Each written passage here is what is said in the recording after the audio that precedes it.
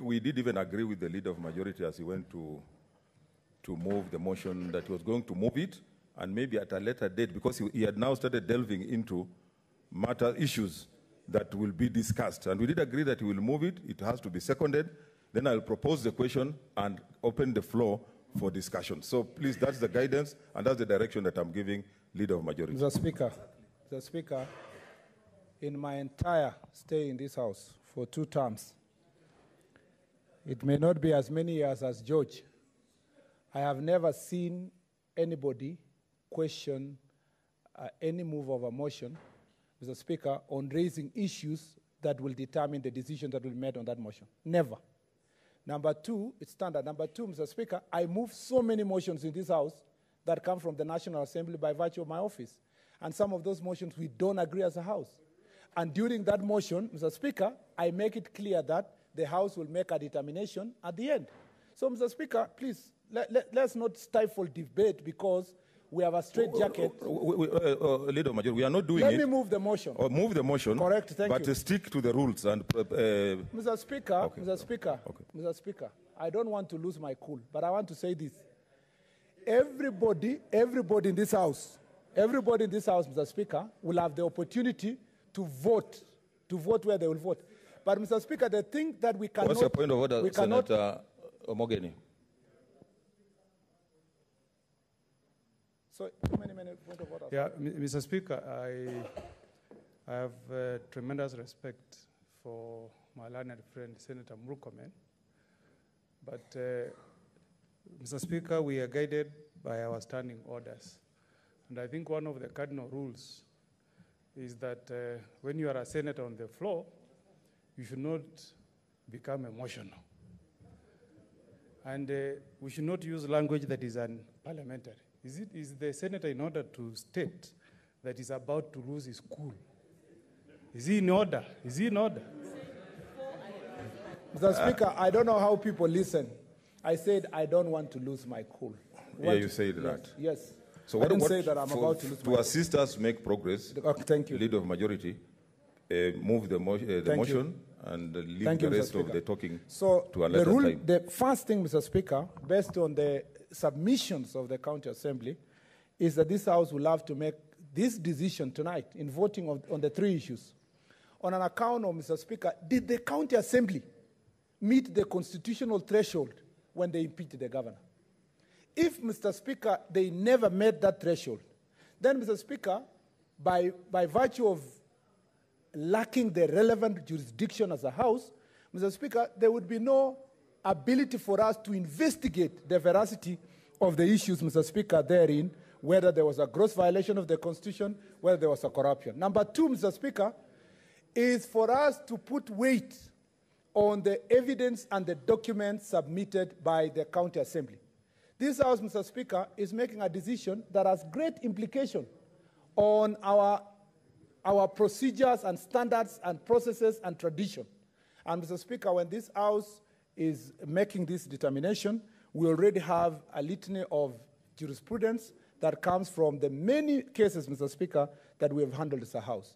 Number 3, and the last, Mr. Speaker, I want to say is that the Senate is converting itself to a quasi-judicial institution.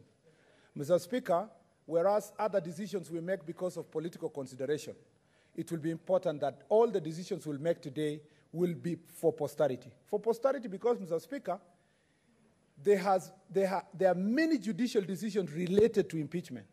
Some, Mr. Speaker, where I sat in the committee of Wambora, where the decision was about the question of whether there was procedures followed in the County Assembly. Others, Mr. Speaker, that came as a result, Mr. Speaker, of court orders that were obtained by the governors prior to coming here, which the courts have argued that we should not have ignored when determining the decision we made.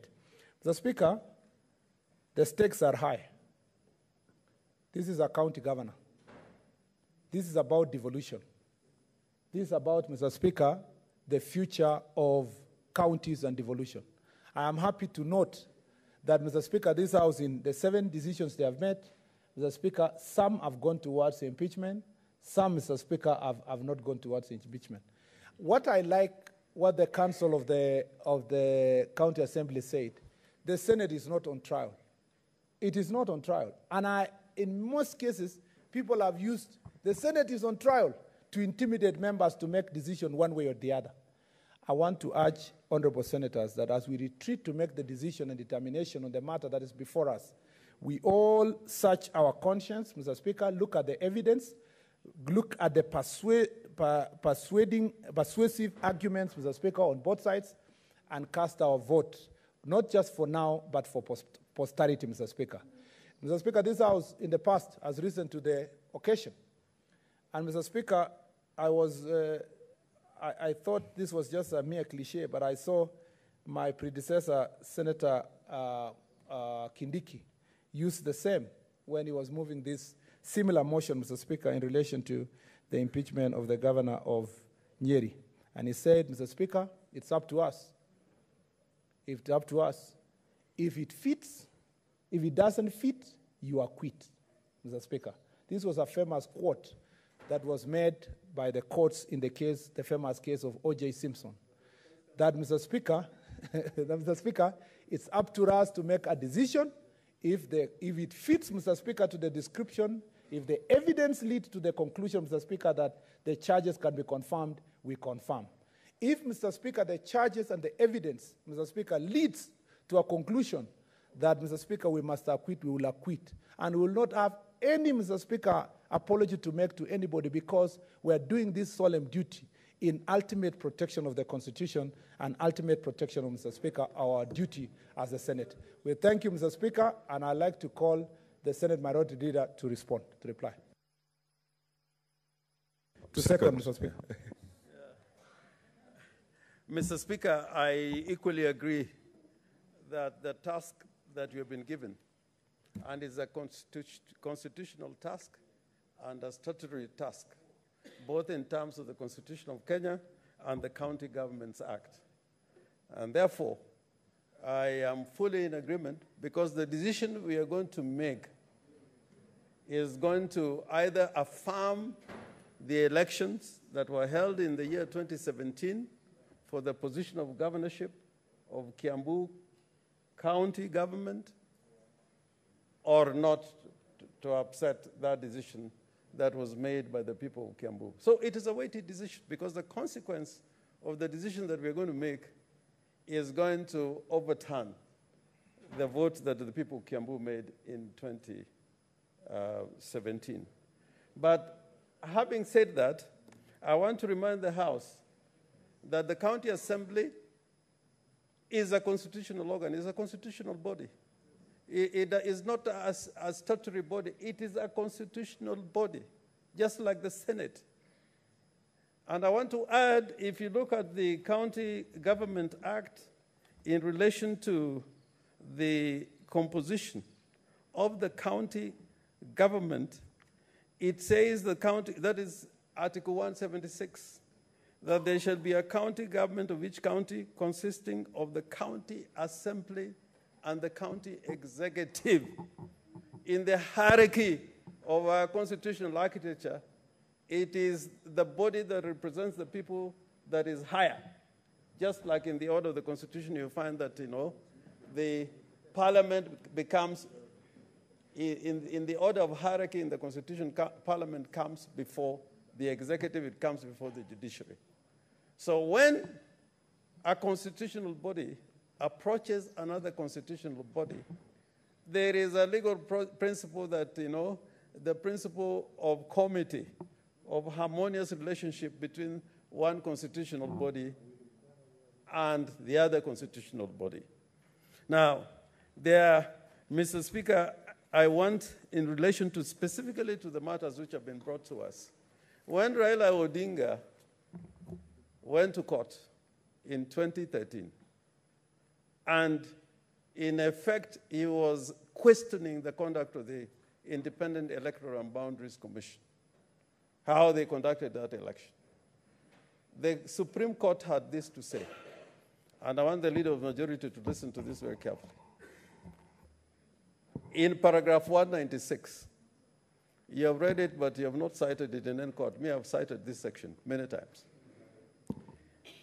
It says this emerges from a long-standing common law approach in respect of alleged irregularity in the acts of public bodies.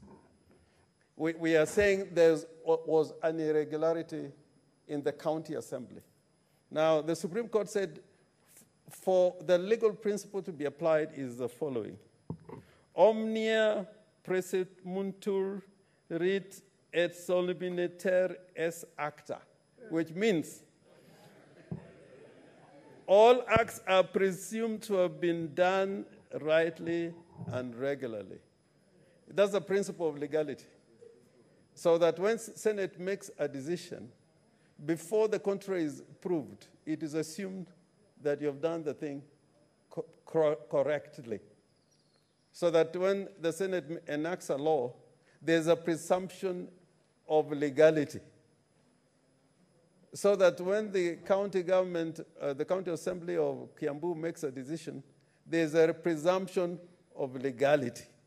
How do you interrogate that legality? And this case, again, the Supreme Court, which some people are very happy about because their candidate won. This is what they have to say. This is on the burden of proof. And they said the burden of proof shifts throughout a trial. That once somebody has made an allegation, then it is the other side now to provide a rebuttal. You are required to make a rebuttal. The county assembly brought a series of allegations which should have been rebutted. Now, I am amazed. In fact, one of the things that I found very unfortunate, and I really wanted to be of assistance, is that however much you discount the evidence that has been brought by county assembly, there was no rebuttal. There was no rebuttal at all. You cannot invent that evidence. You cannot invent it. It cannot exist in your mind. That would not be useful. There's a process under which the standing orders says we should conduct the proceedings as when one side has presented evidence, the other side should now present evidence to rebut. And what happened in rebuttal? There was just a single document, which was a notice of preliminary objection. Now, when you have been charged with such a serious offense, the first thing that you do when you read the charges, you collect the evidence to rebut the evidence that has been made available before you. And that's why under our rules, we are required to give the other side that evidence that has been presented to the Senate, is given the entire evidence so that that evidence can now be rebutted, either during the hearing or in the documents that have been filed. Now, Mr. Speaker, I found this case to be very unfortunate because under the standing orders and under the Constitution, each of the parties could have called evidence. Yeah, for example, if there was a procurement officer that was not called, somebody should have made an application to call that particular witness. And that was not done. I think it is, let me quote it.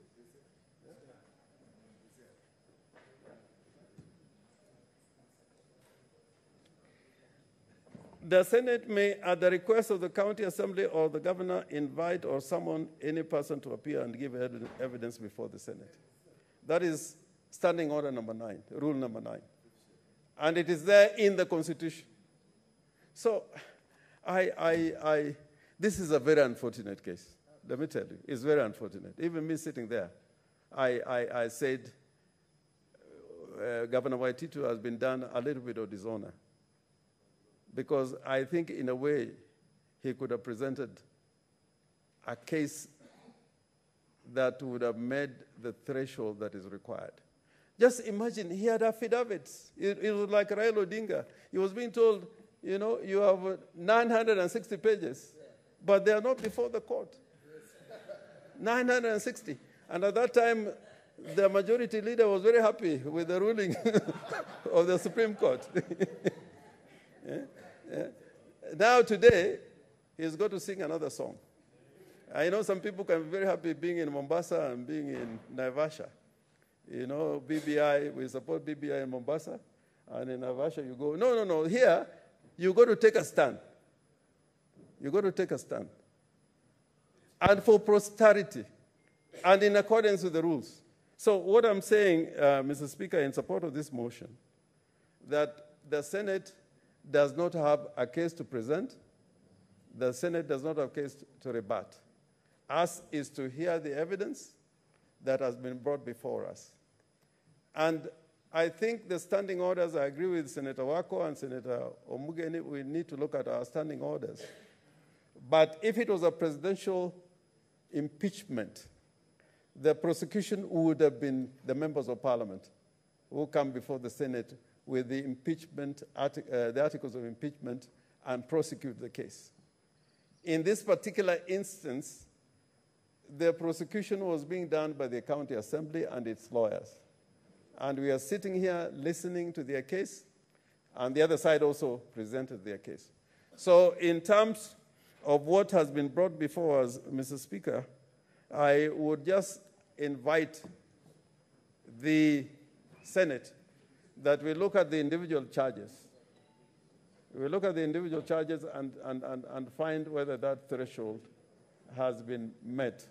Otherwise, Mr. Speaker, I beg to support the motion, second the motion. And I will not blow hot and cold. I'll second the motion.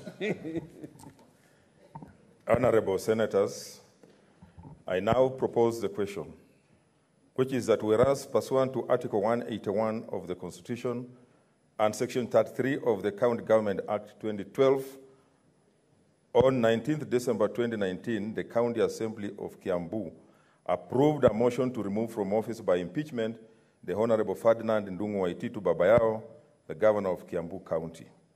And further, whereas by letter dated 20th December 2019, reference CAK/1/19/1024, received in the office of the Speaker of the Senate on 23rd December 2019, the Speaker of the County Assembly of Kiambu informed the Speaker of the Senate of the approval of the motion by the County Assembly, and further forwarded it to the Speaker of the Senate documents in evidence of the proceedings of the Assembly. And whereas pursuant to Article 181 of the Constitution, Section 33 of the County Government Act 2012 and Standing Order Number 75, the Senate had the County Assembly on the grounds of removal from office by impeachment of the Governor.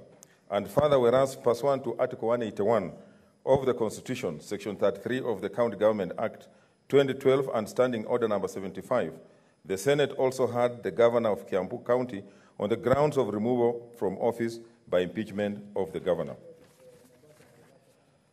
Now, therefore, pursuant to Article 181 of the Constitution, Section 33 of the County Government Act 2012 and Standing Order Number 75, the Senate resolves to remove from office by impeachment the Honorable Ferdinand Ndung'u Waititu Babayao, the Governor of Kiambu County, on the following charges, namely 1, gross violation of the Constitution of Kenya 2010, the County Government Act 2012, the Public Finance Management Act 2012, and the Public Procurement and Disposal Act 2005.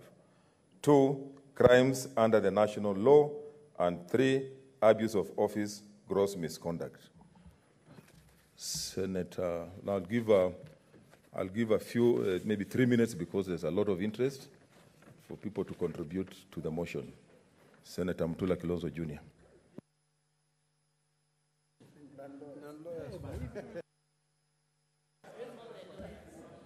Order. Unfortunately, he has a position he holds a position in the Senate, so I'll get to you. He has been here longer than you, Senator Malala. That is the President's. Proceed. Thank you, Speaker. This, as just like Senator Orengo has said, it's extremely unfortunate that a matter this serious appears to have been taken very casually by the people representing the governor. Extremely casually. And that it is so casual that whilst all of us have been seated here the whole day, we collected our documents on Monday, the lawyers of the governor did not find it fit to even file a formal application before you to explain why they could not comply with the statutory timelines.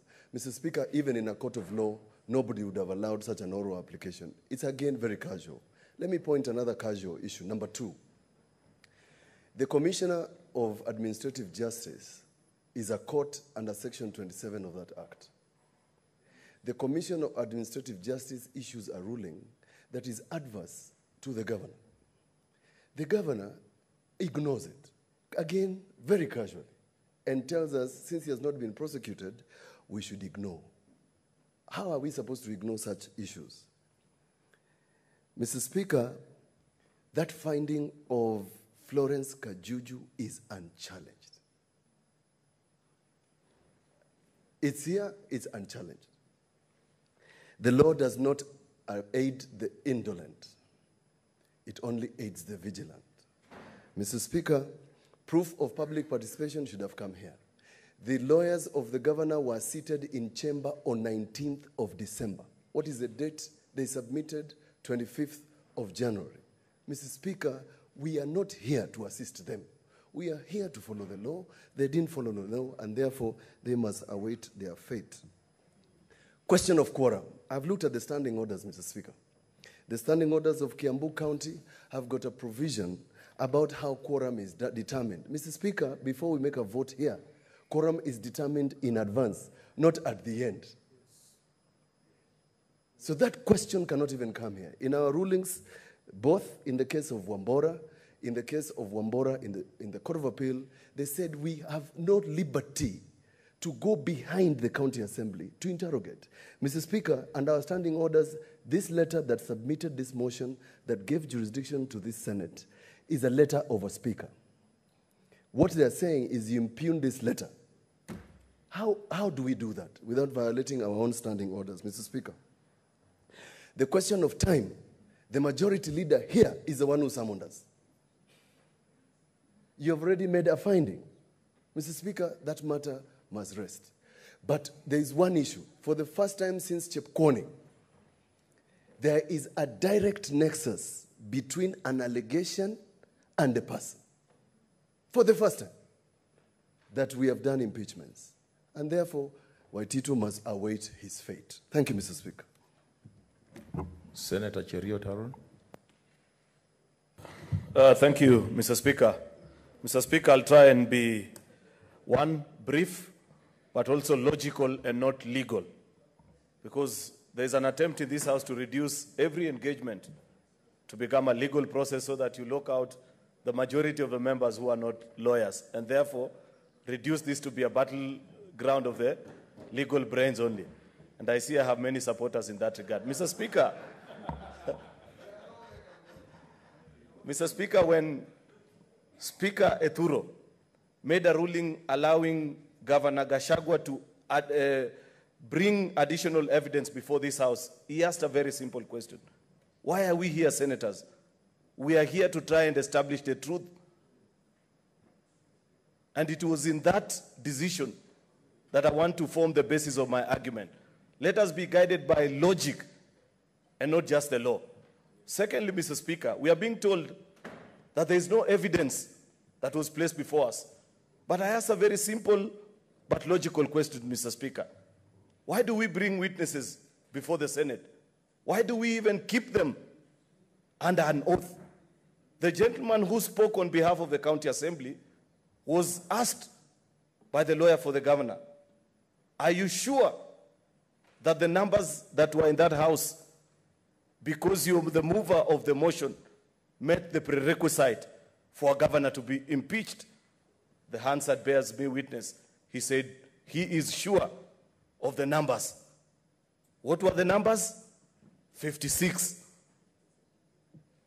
If we are being told that we cannot make a decision because evidence is not before us, then I dare ask, why were we bringing witnesses before us? I thought witnesses come to help us understand the case better. On a second issue, Mr. Speaker, because it is politically convenient to make the kind of arguments that the flowery ones that you're being given this afternoon, Let us be firm and consistent. I just want to ask of you, my colleagues, let us be logical also. Don't dare do something because it is politically convenient for you today, but tomorrow you don't know where you'd stand. Mr. Speaker, as a final point, we were informed, if you read the notes that have been presented on our tablets, that an impeachment process is sequential and consequential, that it follows a particular sequence. Therefore, if the sequence that was supposed to be followed at the county assembly wasn't followed, then the consequence is an impeachment hasn't been done. Senator Malala.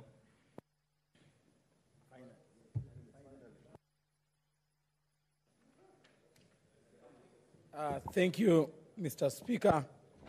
Mr. Speaker, I've been here for the last 2 days, listening to the submissions from both factions. And I wouldn't like to delve deep into the issue of the case. I would like to derive some lessons from the impeachment process. Mr. Speaker, there is a need for us to review the impeachment process of governance, Mr. Speaker. I have been following this process keenly, Mr. Speaker, and just on 2 issues. The first issue, Mr. Speaker, is that when a governor is elected on a joint ticket with his deputy. But when he's impeached alone. We will be making proposals to the Constitution that when you impeach a governor, since he was elected on a single ticket with his deputy, then both are deemed to be impeached. Mr. Speaker, I speak because we have deputy governors who have started plotting for their governors. They have realized that the only shortcut to them ascending to governorship is by impeaching their governors.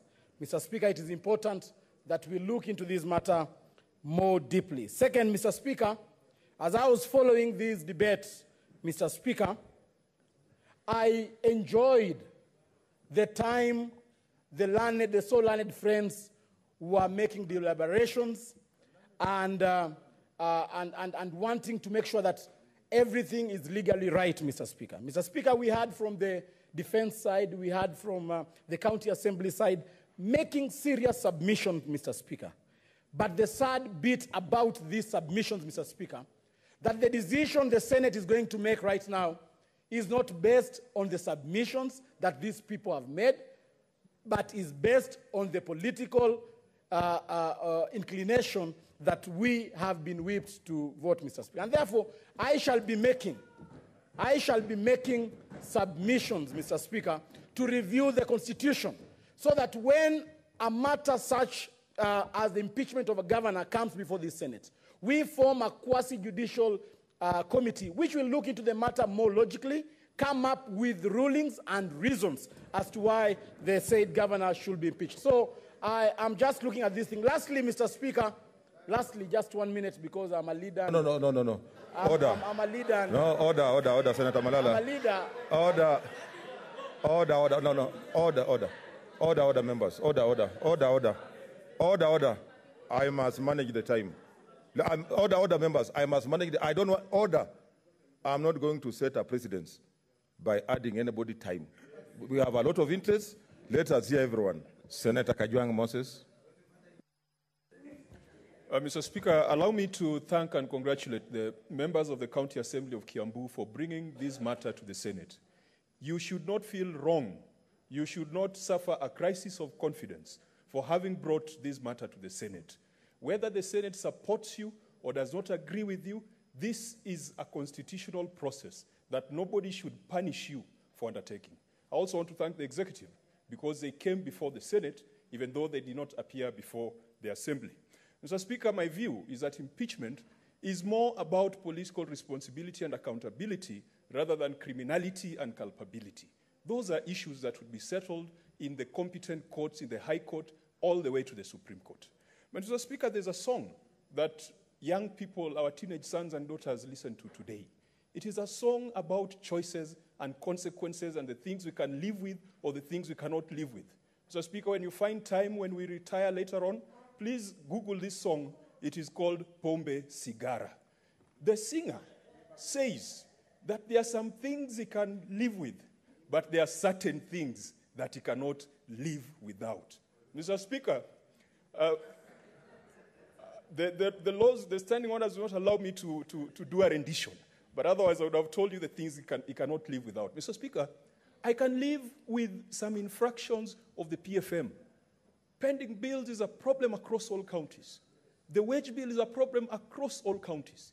Every governor is appointing people directly, Mr. Speaker. When we sat with the governor for Bungoma, he had appointed a lot of people who are called communication officers, and he said that the SRC had allowed them to appoint people who are personal staff. They're appointing cooks and gardeners and watchmen and drivers and advisors across the 47 counties. But, Mr. Speaker, the thing I cannot live with is dispossession of a widow of her inheritance. Mr. Speaker, that fits within the three corners of the ABC triangle. It is an abuse of power, it is betrayal of trust, it is corruption. Mr. Speaker, it is unconstitutional, it is criminal, it is immoral, it is impeachable. Mr. Speaker, we are going to take a vote on the three charges. I believe that there are things that the governor would have been advised to do better without being impeached. But there are certain things. The purpose of leadership is to shield the weak against the tyranny of the strong, and the governor failed in that case. Finally, Mr. Speaker, the people of Kiambu, the Senate will not solve their problems. Impeachment will not solve their problems. You are a rich and endowed county. You have the president. You have great sons and daughters. You are a great county. Please go back to Kiambu, deal with your problems. When you call your next BBI rally, let it be. Senator Amos Wako.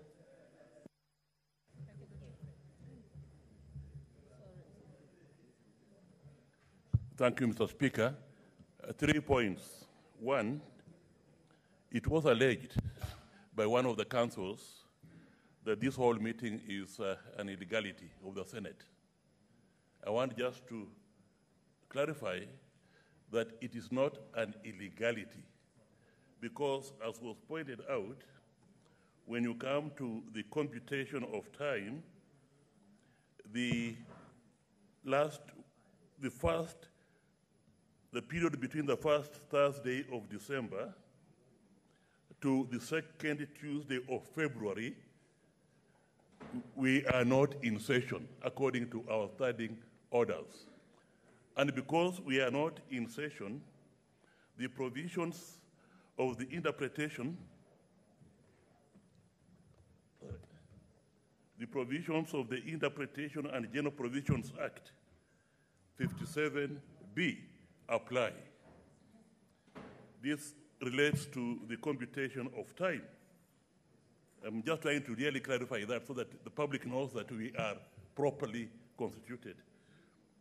If the last day of the period is Sunday or a public holiday, or all official non-working days, so the period between December and January, as I've stated, it's a non-working day.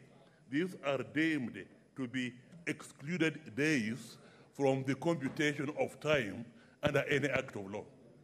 So, Mr. Speaker, sir, we are within the law at our meeting. The second point I want to refer to, Mr. Speaker, sir, is now our jurisdiction. Mr. Speaker, sir, the matter that we are supposed to investigate under these proceedings, it is to investigate under Clause 2, investigate the matter. And what is that matter we are supposed to investigate under impeachment proceedings, Mr. Speaker, sir? It is the particulars of allegations against the governor. Our jurisdiction is confined to investigating particulars of allegations against the governor, and not just everything as we were led to believe. Now, it may very well be that the situation was such that there were some matters incidental to this, like the issue of jurisdiction. Now, if we come to that, I've run out of time. Senator, I said I will not set a precedence, and I want to maintain that. You've made your point. Senator Cherargei. Thank you, Mr. Speaker. Sir, I want to thank you for this opportunity. Maybe 3 questions or 3 points I want to raise. One, we have sat patiently for the last 2 days listening to many submissions by both the governor and the county assembly. And it is so sad that the standard that has been set in the 8 impeachment proceedings that have been made by the House, the provisions of Article 181 will not be met because most of those charges that have been preferred are not as gross violation of the Constitution. Mr. Speaker, sir, secondly, there has been no nexus that links the governor between the charges and on the part of either commission or omission of the governor, Mr. Speaker, sir. And therefore, even the issues of evidence, issues of impeachment as a tool of good governance, Mr. Speaker, sir, we should do the right thing, Mr. Speaker, sir. Mr. Speaker, sir, even if today the decision has to be made that Governor Waititu will be impeached, it will haunt us forever because we never gave him the opportunity to give his side of the story or the evidence that was given. Be it the factional that you want to call either Tanga Tanga, Kieleweke, BBI, ODM, NASA, it will not be remembered when the history of this House will be written or will be referred by the us and the posterity that will come up to us, Mr. Speaker, sir. Mr. Speaker, sir, even as we discuss this, we must be aware that even as Article 96 gives us power to protect the devolution and to protect the counties. If today we become part and process in ongoing and get into the dirty words of political machinations and propaganda and deep state of Kiambu County politics, Mr. Speaker, sir, we should have raised beyond those partisan interests that are in Kiambu. Mr. Speaker, sir, we should allow counties to function. We should allow the devolution to function in this country, Mr. Speaker, sir. And therefore, Mr. Speaker, sir, as I conclude, I want to implore my colleagues that when history will be written, when answered will be revisited, it will haunt us forever. I know for Waititu is a case where government eats its own children. I know because Waititu is being impeached is because of politics. There is nothing else. Let us stop all these stories and glossing over. He is being impeached because of politics. Order. And I oppose. Order, Senator. First of all, you are out of order. First of all, order. Honorable members, let us reduce our emotions. Order, members. Remember, the whole world is watching us. A decision has yet to be taken on whether he's being impeached or not. And you are going to be given that opportunity through a vote, to vote the way you want. So please let us reduce this emotion so that we are able to proceed well. Senator Olekina. Mr. Speaker, sir, I thank you. Mr. Speaker, sir, it has been repeated here constantly that the governor was not given a chance to be heard, which is not true. I think we should be a house of reason. Our standing orders are very clear, Mr. Speaker, sir. When a governor chooses to appear before the Senate to participate in his impeachment, he is called upon to respond to every single allegation. The letter, Mr. Speaker, sir, that, or rather, the PO, the preliminary objection, in my view, Mr. Speaker, sir, and to quote the words of the former Chief Justice, Willie Mutunga, has been moved more as a sword than a shield. Such is not permitted, as it ought to occasion an injustice to the applicant and indeed to the wider public interest. Mr. Speaker, sir, Article 159(2) of this Constitution also reiterated that. It states clearly that justice shall be administered without undue regards to procedurals and technicalities. When we talk about an issue of quorum, which has been raised in this House, Mr. Speaker, sir, the public ought to know that the issue of quorum is not an afterthought. It may be a fundamental issue for any legislative process, but it is not an afterthought. Mr. Speaker, sir, I saw the letter by the Speaker of the Kiambu Assembly. And when the governor comes and states that there was no quorum, in my view, what the governor is doing is that he's now also questioning the office of the Speaker. And if indeed that process was not proper, or it was not, because in my view it's a prima facie proof that all legal procedures have been followed, in that case, unless it is contended and challenged as a fraud, then in this House we must make a determination based on what has been presented, based on the facts that has been submitted here by the Assembly. And I want to remind you, as I end, that the genius of an impeachment, as once said by someone, lays in the fact that it could punish an individual, but not the office. We're not here to punish the office, but if Senator Sakajada.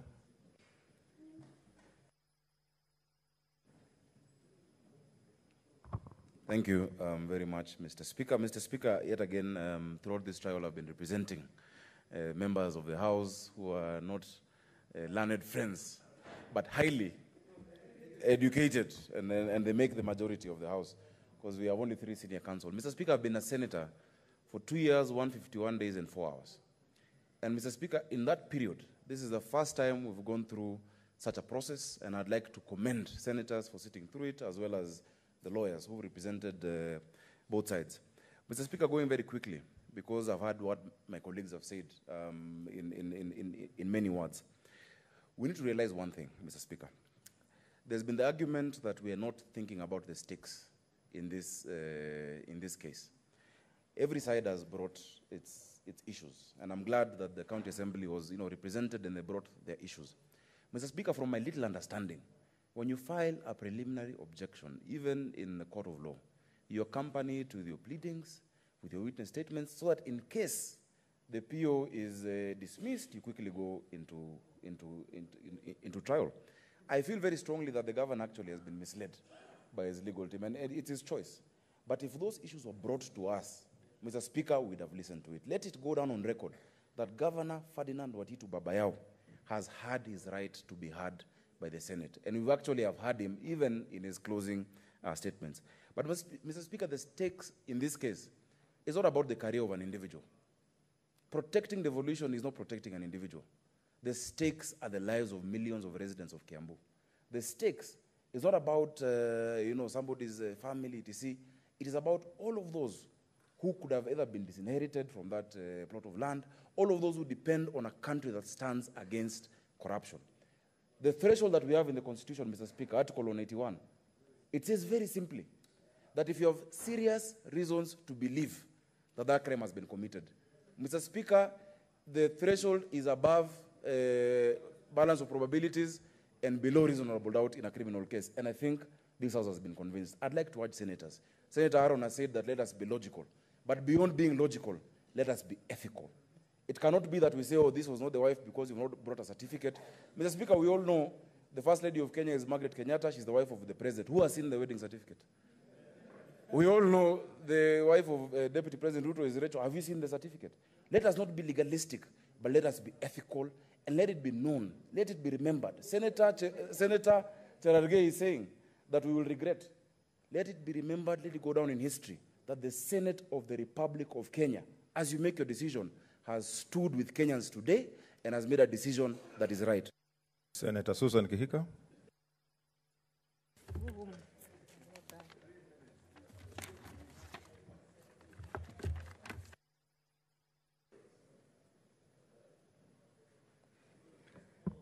Oh, thank you, Mr. Speaker. I have also been in the House for the last 2 days and listened very closely to the submissions by both sides.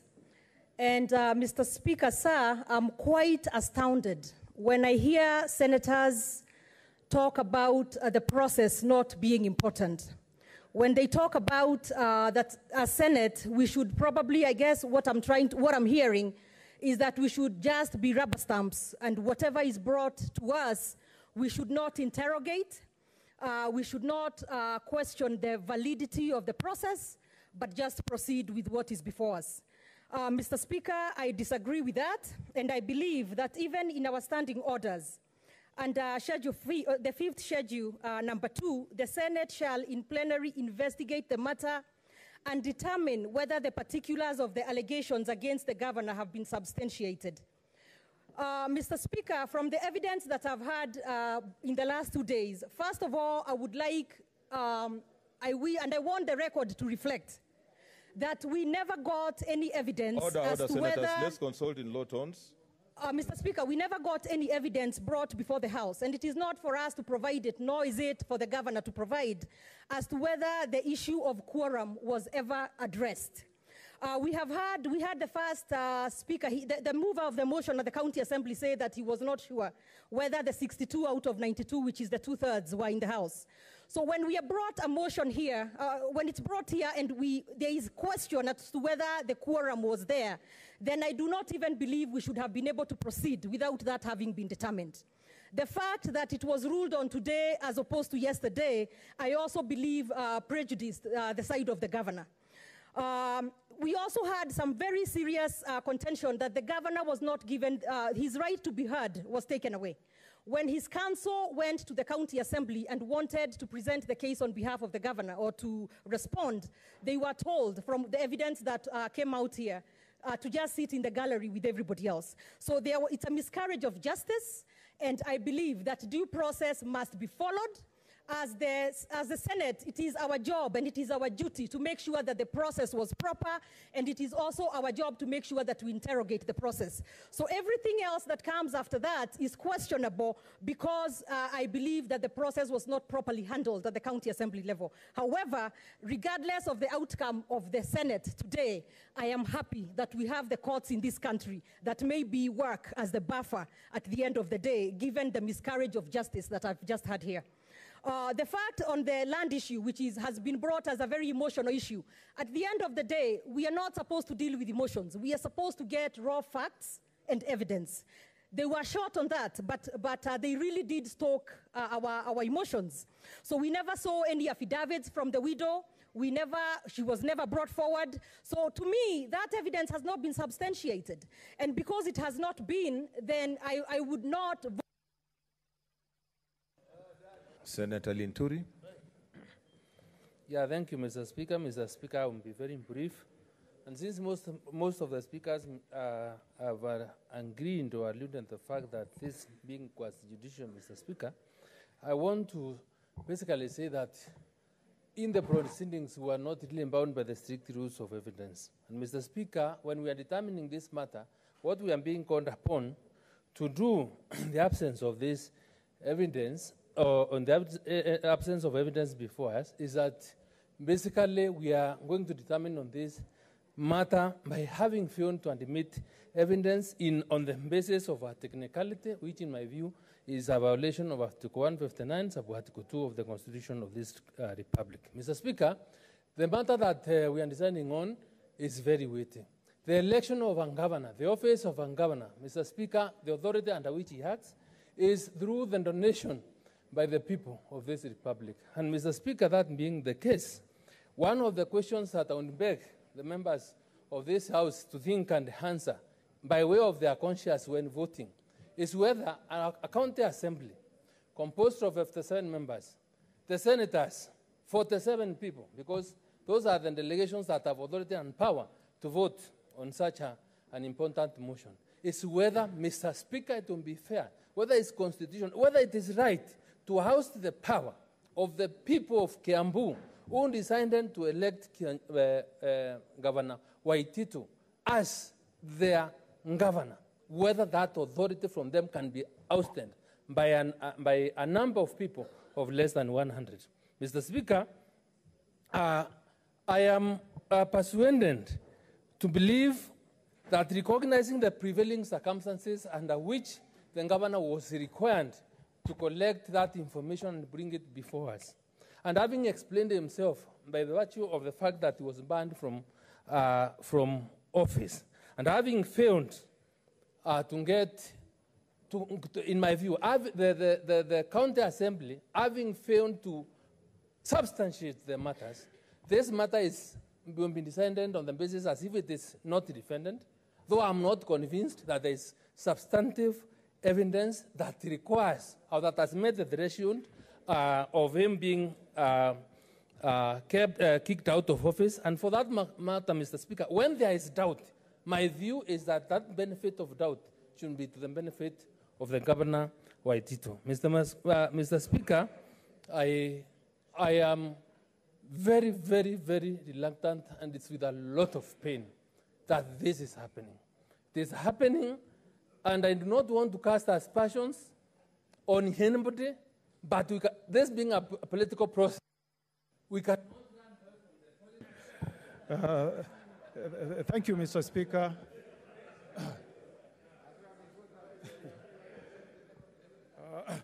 Thank you, Mr. Speaker. Mr. Speaker, I want to correct the impression that is being created before this House that Governor Waititu was denied an opportunity to be heard. Mr. Speaker, we all know that an opportunity to be heard does not mean that we pull you to this House and force you to bring evidence so that it can be considered by this House. Opportunity to be heard, Mr. Speaker, means that we accord you an opportunity to present your evidence before this House, Mr. Speaker. And the rules gives Mr. Honorable Waititu 3 days under Rule 6. But what have we seen, Mr. Speaker? We have sat here, accorded Waititu 4 hours. There was no evidence given on oath by Mr. Waititu. There was not even a name of any one witness that was put forth before the Senate who could have come to give evidence to rebut what the Assembly of Kiambu had placed before the Senate. Mr. Speaker, we all appear in tribunals, in courts of law. If you are given an opportunity to present evidence and you don't present it, it will be used against you. It has even been used against the president of this country. In the election petition of 2017, the president was told to avail servers. He did not do it. The Supreme Court nullified his election. So we must send a strong message to the governors that if you are told to come here and adduce evidence, you must do it. If you don't, we have no choice. Mr. Speaker, what are we expected to do? There is even Rule 9 of the 5th schedule, which gives the governor an opportunity to make requests to this House, to summon any witness to appear here. That opportunity was not exercised by Governor Waititu. He had colorful lawyers. But even if you have a good case and you mess it up, how do you help this House? I submit, Mr. Speaker, that without rebuttal of evidence that was placed by the County Assembly of Kiambu, Governor Waititu was himself to blame. I rest my case. Senator Omanga Millicent.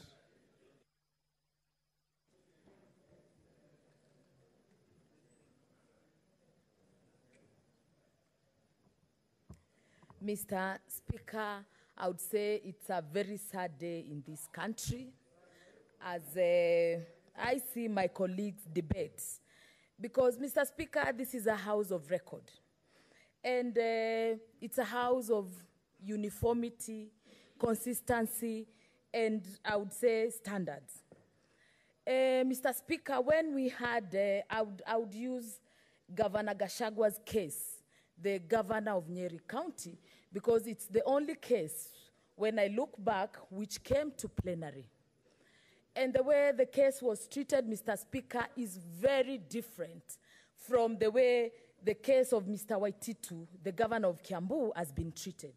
First, Mr. Speaker, in the Nyeri case, when the House was taking a decision whether we should go to plenary or we should do committee, the vote was by delegation.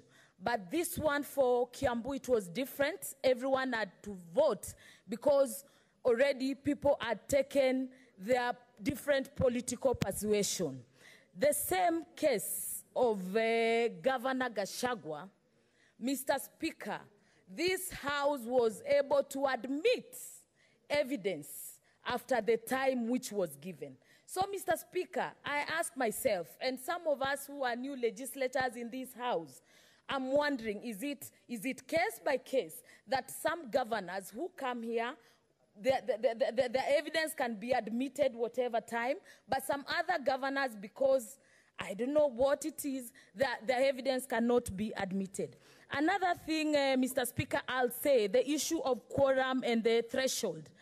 Mr. Speaker, for this House to disregard the importance of threshold, it's a very sad day, that's what I mean. Today, even the senators here, does it mean if we don't get the 24 delegation, does it mean we'll still pass this Waititu's case? It will not pass because there's a threshold. But, Mr. Speaker, because What this is your case... point of order, Senator Khaniri? Mr. Speaker, it will be... Take your seat.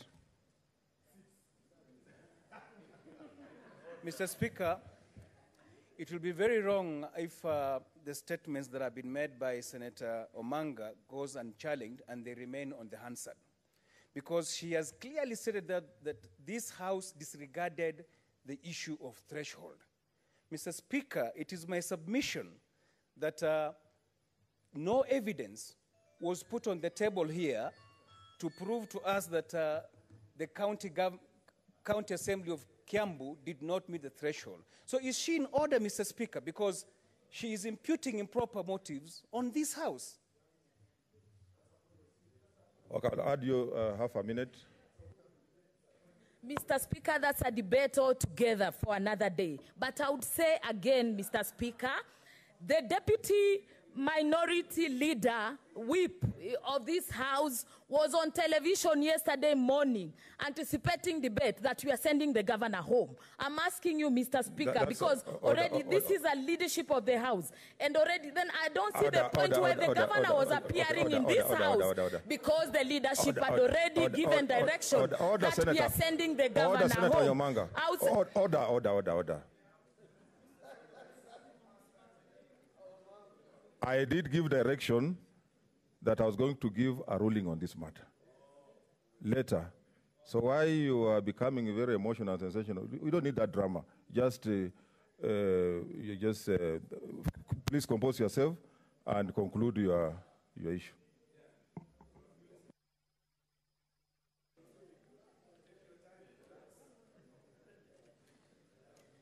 And Mr. Speaker, I think I've made my point. The ruling which you were to make is the conflict of interest, where the partner... I'm very clear in my mind on what I say.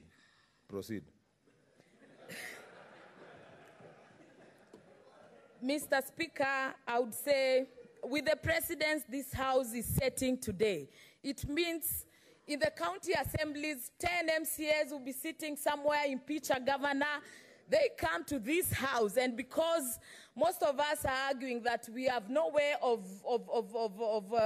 knowing whether the threshold was met, we will continue listening to the case and give and actually give debate on something. For me, literally, this governor was not impeached, Mr. Speaker, because your time is up.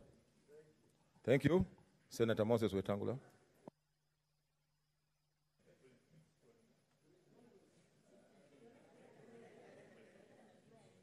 Thank you, Mr. Speaker. I'll be very brief. Mr. Speaker, as we retreat to make our decision, we must bear in mind and consider whether the distinguished governor was given a fair hearing at the County Assembly. That's a point to ponder. Number two, Mr. Speaker, if that was the case, then remember the words of Kathy Kilonzo, that if the process is legitimate, the outcome can be legitimate.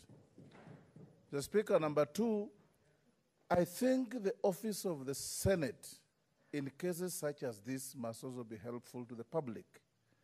When a governor and his team come to file documents, I think the legal team of the Senate should guide them on what documents to put in and how to file their documents for better consideration by the House. Number three, Mr. Speaker, you know, the impeachment process is very exciting and emotive for all of us. We've gone through 8 of them here. And Mr. Speaker, most of them have ended up being what we know, especially those that we impeached, like Wambora twice. Number 4, Mr. Speaker, I believe that even as the issues are as clear as we're saying, Governor Waititu did not enjoy the full benefit of a fair hearing by excluding his documents. Mr. Speaker, this is not a court of law with the strictest rules of application of procedure. This is quasi-judicial, and we should have taken his documents and looked at them. Lastly, Mr. Speaker, I want to urge the House that if you have any doubt in your mind, don't destroy this man. If you have any doubt in your mind, cast your vote to assist the cause of justice. Double jeopardy is an issue we should not ignore, because there's another collateral process going on that will give justice to the victims of the omissions and acts of Governor Waititu. Thank you. Mr. Speaker, I rise pursuant to the provisions of Standing Order number 99, which talks of a declaration of interest. We know that there's a matter that is awaiting your ruling, Mr. Speaker, on the pecuniary interests of the senator for Muranga in this matter. We were told clearly that he is a partner in the law firm that was defending the governor. And our standing orders are clear. Standing order number 99 says a senator who wishes to speak on a matter in which the senator has a pecuniary or a proprietary interest shall first declare that interest. Mr. Speaker, Senator Kangata has not declared his interest. What's your point of order, Senator Murkomen? Mr. Speaker, you know, Senator Kangata and I went to the University of Nairobi School of Law, where in his short moment of problems as a student leader, Senator Mutula Kilonzo Jr. represented him in court. No, it was actually Senator Mutula. I'm sure you were the lawyer of the university, but helped him to get out anyway. Mr. Speaker, the main issue that many senators are attributing to their decision or their support for the motion is that the lawyers of Waititu failed the governor. Mr. Speaker, Senator Kangata, by his own admission, has said he has personal relationship, having been partners with Njenga and George, who all of us went to University of Nairobi. Mr. Speaker, having admitted that, Mr. Speaker, on the floor of this House, how will the country expect Senator Kangata to vote in a situation where the main decision why the members of this House have a problem with the ultimate decision is his own partners, Mr. Speaker? Order, senators. Senator Mwaura. Thank you, Mr. Speaker. Mr. Speaker, from the word go, I want to say that this process has really shown us that we need proper legal mechanism for impeachment. Because if you look at even article, section number 30 of the subsection 9 there, it says that we need to put in place a measure where if a governor is going to be impeached on the basis of incapacity, that procedure should be properly provided. I think there are so many lacunas in law to the extent that it is not a requirement, for example, that we should look at the threshold, and I think that's where people are getting confused. Is it the threshold or is it the quorum of who actually voted to impeach Governor Ferdinand Waititu? But, Mr. Speaker, having said that, I think we are here, and as a quasi judicial process, it also means that therefore that we are also quasi-political. So we need to make sure that we really, cover this very well, so that then we are seen also to be as impartial as possible. Mr. Speaker, because this is a political process.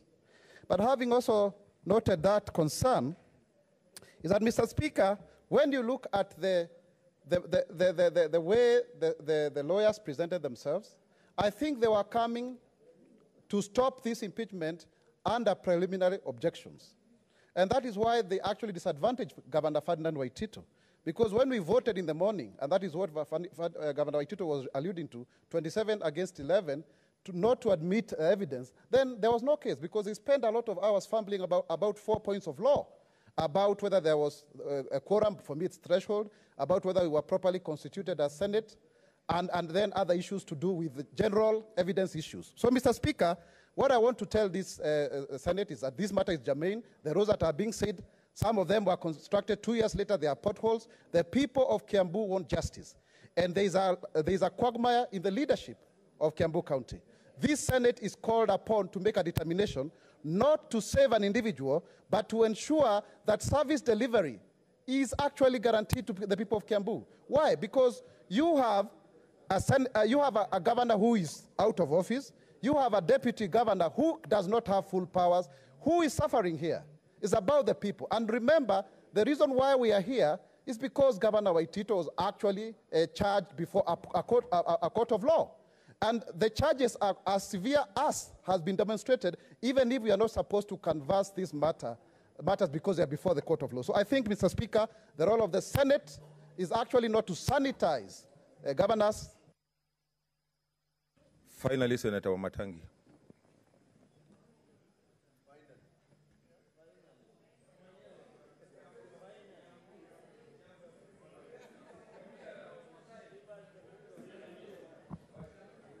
Mr. Speaker, I want to take this opportunity first to thank all members of the Senate, Mr. Speaker, for the patience that they have demonstrated throughout the sittings for the 2 days, Mr. Speaker, including yourself. Mr. Speaker, this House, most of the time, we know that at times even when we have challenges in quorum, but it is a demonstration of commitment, Mr. Speaker, that even at this time, on the second day of continuous running of hearings, Mr. Speaker, that this House is still full, and members are patiently waiting to finally ensure that they carry out their constitutional mandate, Mr. Speaker. Mr. Speaker, in the debate that we have had, although there has been arguments and cross-arguments, Mr. Speaker, I would want to paraphrase the words of Abraham Lincoln, Mr. Speaker, that we are friends, we are not enemies. And Mr. Speaker, though during the discussions we have had, Mr. Speaker, though passion may have strained, it must not break the bond of our common commitment, Mr. Speaker. Mr. Speaker, it's not been enviable for myself as the senator for the county concerned, sitting there being a lover of debate, that I have to follow the rules, Mr. Speaker. Order, senators, order. Let's consult in low tone so that we hear what the Senator Kiambu is saying. Thank you, Mr. Speaker. Mr. Speaker, those last 2 days have not been the most exciting for myself as a lover of debate and contributions in this House, but I have to comply with the rules and precedents as set by this House, Mr. Speaker, so that I can allow members to dispassionately and fairly make their determination, Mr. Speaker. I want to say, Mr. Speaker, that the people of Kiambu who have consistently consulted me have expressed their faith, and the ones I've spoken to, I have told them unequivocally that although you may see arguments across the floor, that finally the decision that this House will make is a decision that will be fair, that will be lawful, Mr. Speaker.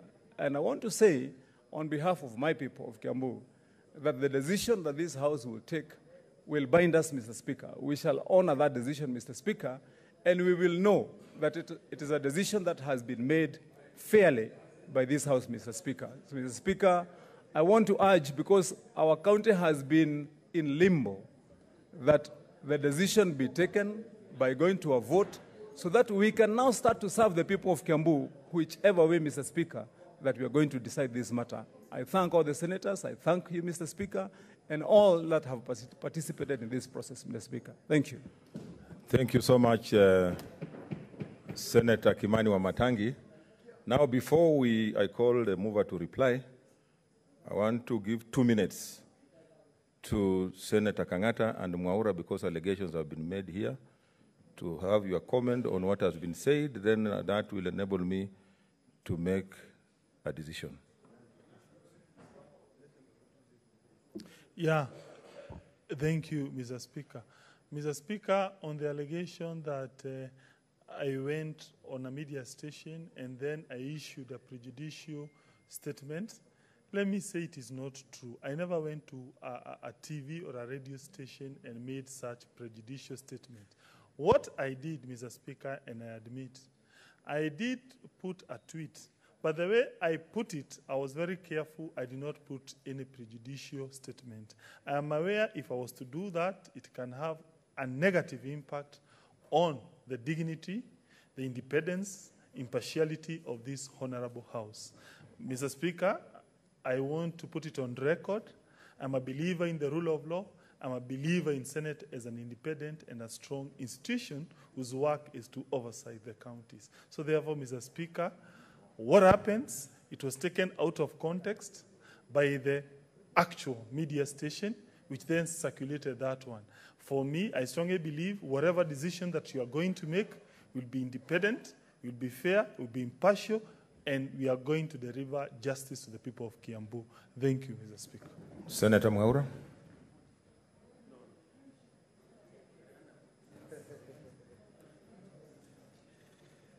Thank you, Mr. Speaker. Mr. Speaker, I was quite shocked. Yes, Mudhungu Aruru. And now Kiambu.